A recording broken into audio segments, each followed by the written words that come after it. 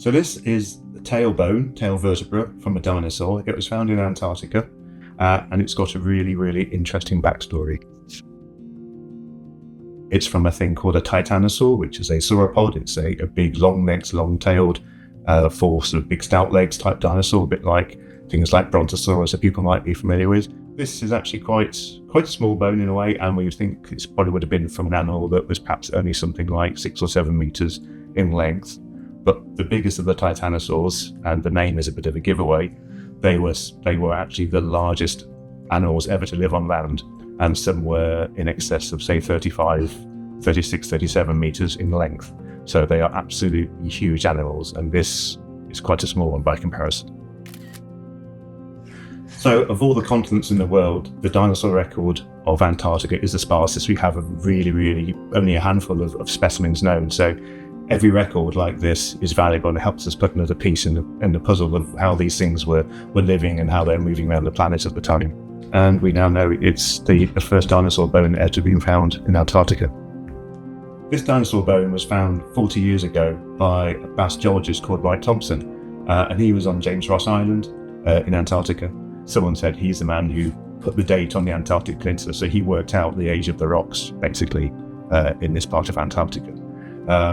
So he collected this in December of 1985, and we have his rather meticulous notebooks where he records finding this, and it says vertebra of large reptile, and he even notes that one of the neural arches, this bit here, is broken, so he notes that one's broken there, and he notes the diameter being about 10 centimeters. So although he didn't recognize it as being a dinosaur per se, he recognized it obviously as being a large reptile.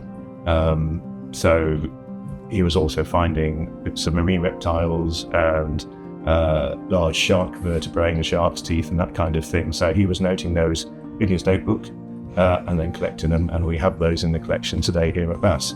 So it's part of a larger collection with all the ammonites and all the shells, the gastropods, the mollusks, the ammonites, the bits of fossil wood, fossil leaves, things that he was finding.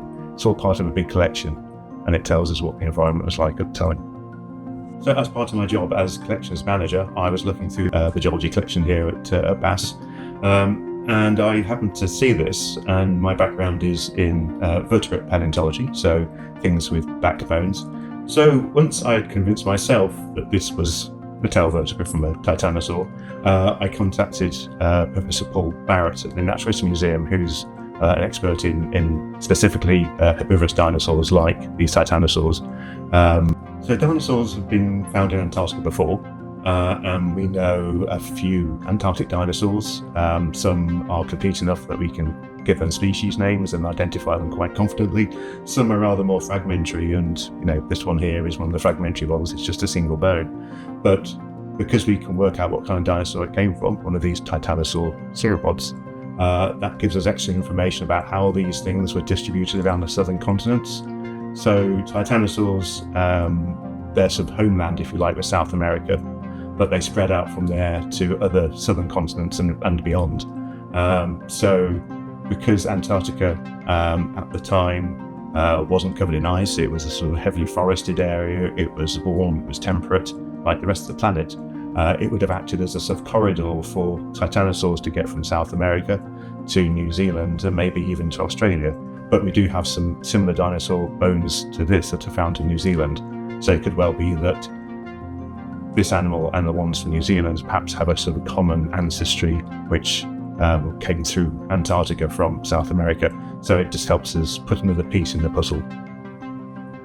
Collecting fossils in Antarctica is not easy. For a start, you need a good area of exposed rock to be able to see what's going on and to actually find fossils. So there's no point going somewhere where there's permanent snow and ice. So you need an area that's free of snow and ice cover. That normally means you go in the summer. But in this case, this dinosaur bone we're talking about was collected from a very halfway up steep slope and a very sort of barren landscape. And you look at the meticulous notes that the geologists like Mike Thompson made in notebooks at the time, and you just wonder how they managed to do this, where they're recording how bad the weather could be and the sort of the howling wind, and taking several days off for bad weather, for snow, even in the summer. So you really have to take your hats off to them. That it's a great achievement to do this work, especially many years ago, before we had the sort of mod cons that we have now. So it's great that we could come back to this 40 years later and identify it down to which group of dinosaurs it belonged to. We've now realised that this is the first dinosaur bone that was ever found in Antarctica. It's just that because Mike didn't identify it as a dinosaur, it sort of has, I guess, dropped out of the literature and no one's known about it up until now.